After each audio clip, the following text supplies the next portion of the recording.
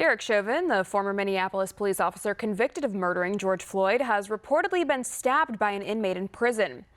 A person familiar with the situation told the Associated Press that the incident took place at the Federal Correctional Institution in Tucson, Arizona on Friday.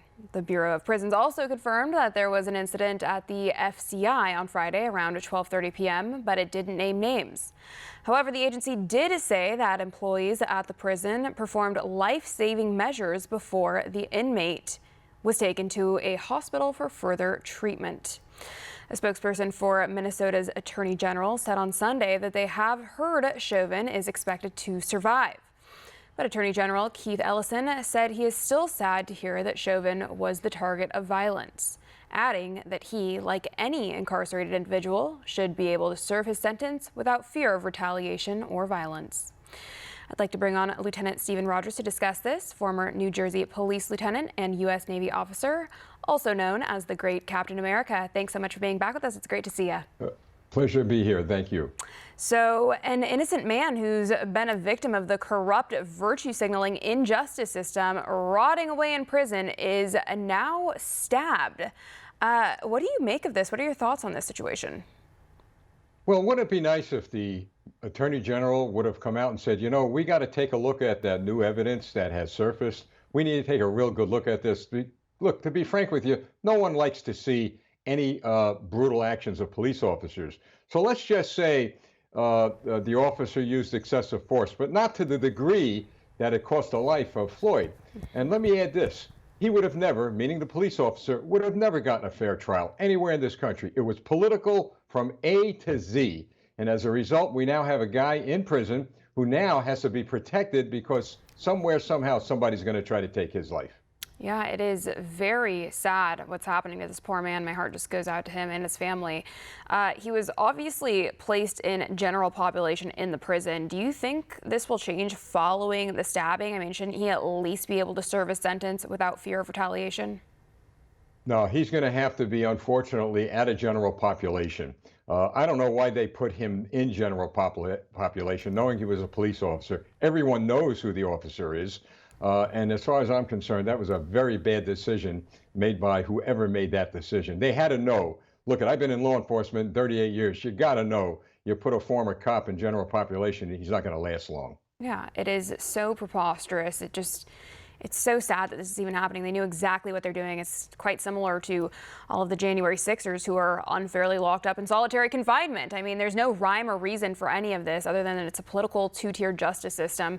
Why do you think it is the mainstream media is not reporting on this? I mean, I haven't heard a single word from any of the usual suspects, but do you think we'll ever find out who did this and why? I think sometime in the future we will. As far as the mainstream media is concerned, look, I believe they're all afraid of the truth. They know when a case is reopened like this, or when they even approach it on their networks, questions are going to be asked that they can't answer. So they stay away from it. So they're in fear of the truth. And you know what? They hide it in darkness, but a lot will become very, very brought forth in light in the future. Well, I certainly hope you're right about that. I think Derek Chauvin deserves that at the very least.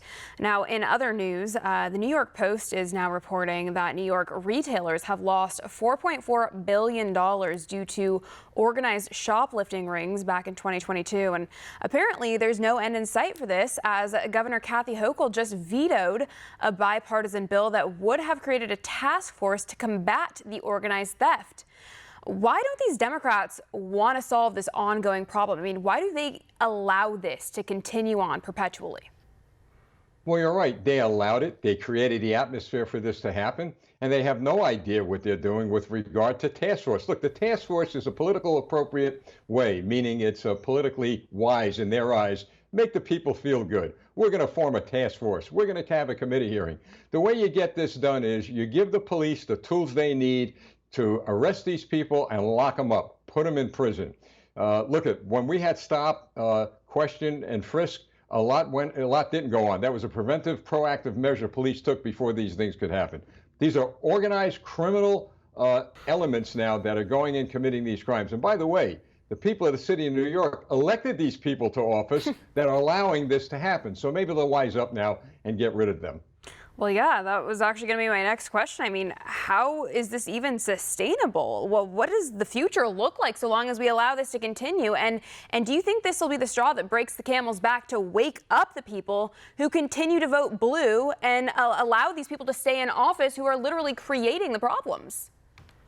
It's a great question, and I'll tell you what the straw that's going to be to break the camel's back is when these criminal elements leave the cities, go into the suburban areas and the more wealthy areas where the power brokers live. I don't want to see anybody hurt or victimized by crime, but unless they are in the homes that are being broken into and their family members are being threatened by these thugs, they're going to do nothing. But it's getting closer and closer to their home. And when these criminal enterprises are on their street, robbing their cars, committing atrocious violent crimes against their relatives and friends, you'll see changes overnight.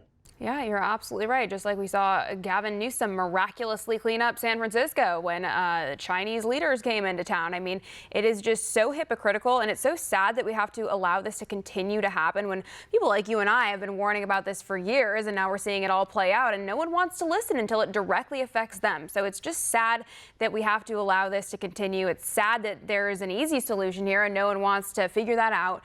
Hopefully people wake up and start voting accordingly in the near future. Now, to add more fuel to this ongoing fire, I guess things have gotten so bad over in D.C. Mayor Muriel Bowser just apparently had to jet set off to Dubai to discuss climate change and also promote D.C. now as a tourist destination amid the ongoing spiraling violent crime happening over there every day. Do you think anyone's still buying these insane and rather egregious lies? Not at all. In fact, they ought to talk to the congresswoman who a couple of weeks ago was driving her car in D.C. with her family and was the victim of a carjacking.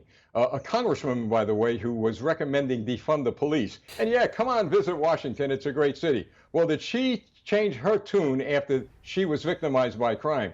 The fact of the matter is, it's an insult to those of us who are living reality. And reality is you're not safe in the streets and you're not safe in the Capitol. And reality should be that we, the people, are going to take control of our government during the next election cycle and get all these people who think they have all the solutions, all the wisdom to protect us, get them out of office. That sounds wonderful. I dream of the day that that actually comes to fruition. The reality is homicides in D.C. this year have reached heights not seen in 2 decades. So I don't know what more people want. We have all of the evidence right here on the table. It's time for people to wake the heck up and start taking appropriate action. I don't know how much longer we'll have a country if we allow this. So hopefully people have learned their lesson. Lieutenant Stephen Rogers, we're well, out of they time. will, and if I could just add one more thing, let's always keep our nation in prayer. There's a God above. We'll be fine. Amen. I love that. That is so important too amid this difficult time that we are all living through. Lieutenant Stephen Rogers, thank you so much for joining us today, and thank you for weighing in. I really appreciate your insight. My pleasure. Thank you.